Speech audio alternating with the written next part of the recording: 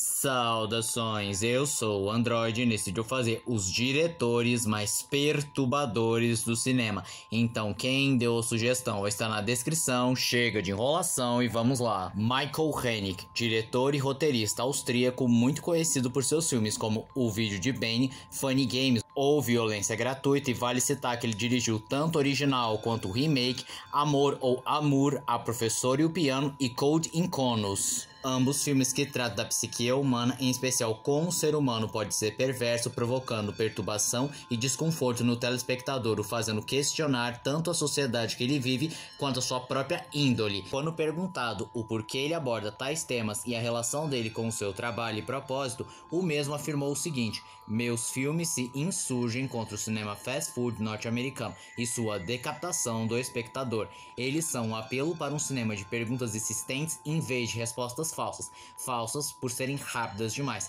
Um apelo por um cinema que clarifica a distância ao invés de violar a proximidade, por um cinema de provocação e do diálogo ao invés do consumo e do consenso. Lucifer Valentine. Primeiro de tudo, a imagem que você está vendo não é a foto dele. Na realidade não existe nenhuma foto, nenhum relato de quem ele é, qual é o seu verdadeiro nome. E existe uma teoria explicando que não sabemos nada dele porque ele supostamente seria um médico e que se algum dia for revelado seu rosto e a sua verdadeira identidade, ele perderá sua carreira, mas de qualquer forma, ele produziu filmes bem infames e perturbadores para a maioria das pessoas. E na sua filmografia inclui Slaughtered Vomit Dolls, Slow Torture Punk Chamber, The Angela Chapters, Regurgitate Sacrifice e dentre outros, que tem como principais temas relações sexuais a partir de gore, tripas, vômito, fezes, urina. Também existem filmes que, além de abordar tudo isso que eu falei, também tratam sobre violação sexual, abuso de menores de idade e ocultismo. Marian Dora é um diretor, roteirista, montador, editor. Enfim, ele praticamente faz tudo que é necessário para fazer um filme de origem alemã, e na realidade o nome Marian Dora também é um pseudônimo, pois ele assina com outros nomes e na realidade Marian Dora seria um anagrama de seu nome real, mas ninguém sabe exatamente. E ele é muito conhecido pelos filmes Melancolia der Engel, Carcinoma, O Canibal, Reis nas Águas e Morzo Tabula. Os seus filmes costumam abordar a sexualidade, a violência e a psique humana, principalmente quão devastador e depravado o ser humano pode ser, tanto que o mesmo coloca várias cenas de terror psicológico e cenas explícitas de violência e sexo.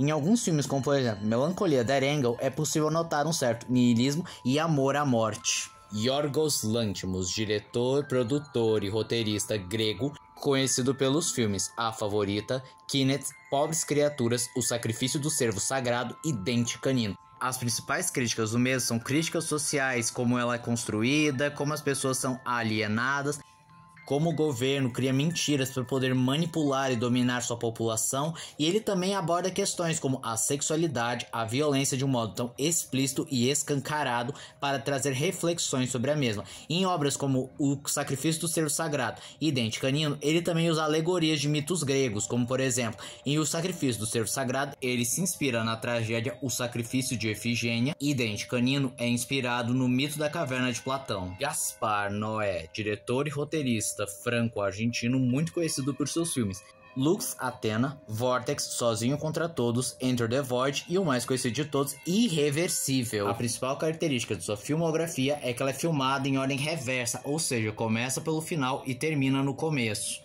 Em relação aos temas, eles são diversos, porque abordam questões de violência, degradação, críticas sociais, mas o que se destaca é como ele faz para compor os momentos de tensão, em que o mesmo usa a própria fotografia e a trilha sonora para causar ansiedade e angústia. Como no caso de Irreversível, que ele usou uma câmera específica que nos dá a impressão de vazio, de perigo constante, ou a trilha sonora que tem uma frequência específica que, apesar de não conseguirmos ouvir, o nosso cérebro consegue perceber e nós ficamos completamente angustiados, né? E dependendo da pessoa, você pode até passar mal.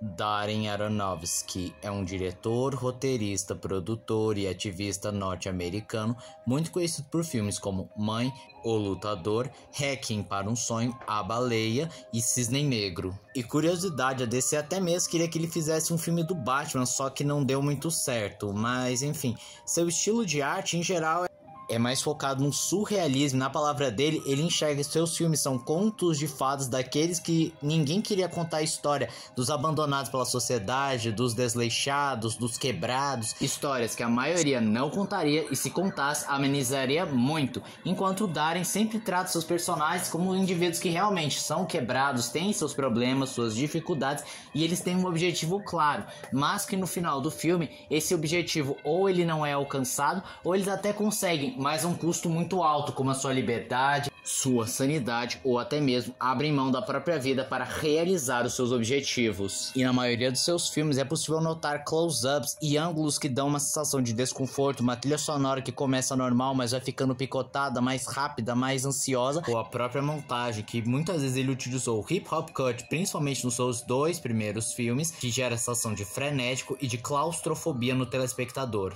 E vale ressaltar que ele também é bem controverso, não só pelos temas dos seus filmes, mas também já teve problemas lá em países de origem árabe, ou até mesmo com os próprios cristãos, ou até mesmo questão de acreditar a bailarina lá no Cisne Negro. Lars von Trier, produtor, roteirista e diretor dinamarquês conhecido pelos filmes Dançando no Escuro, Ondas da Paixão, Ninfomaníaca, Melancolia e Anticristo. Esses 3 últimos inclusive são chamados de a trilogia da depressão. Os seus filmes em geral possuem muitas alegorias, principalmente alegorias cristãs, como acontece em Anticristo, e também existem várias cenas gráficas de sexo e violência bem explícita.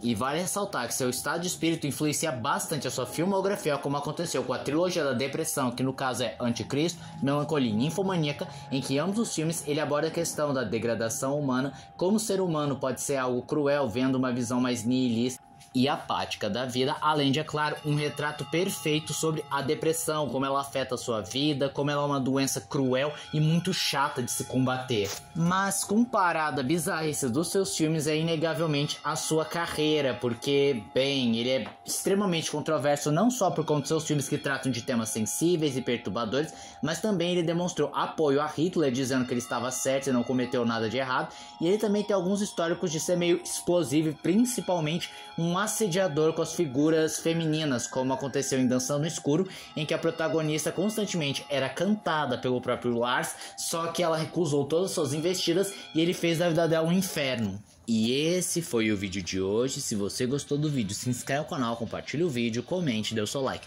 dê sugestões de que vídeos vocês querem ver aqui no canal. Também não esqueçam de ativar as notificações e encher de like caso gostem dos meus vídeos. Então eu sou o Android, tchau!